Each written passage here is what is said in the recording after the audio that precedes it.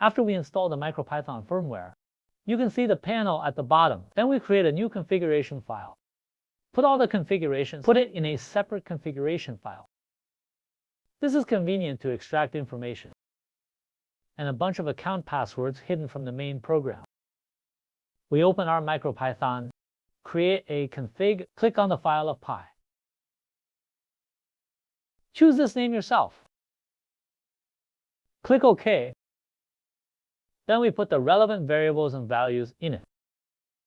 It's a typo here. Recopy. For example, Wi-Fi related accounts with the MQTT server.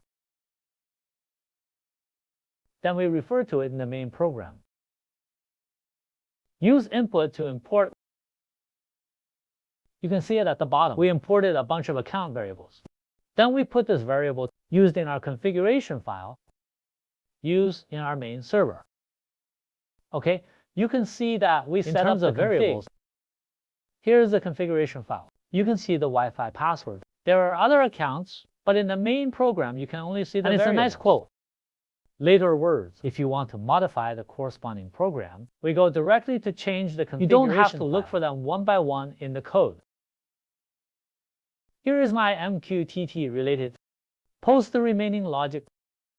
I'll read its signal later with MicroPython. Then send it to the Home Assistant with MQTT, the meter above the Home Assistant to count.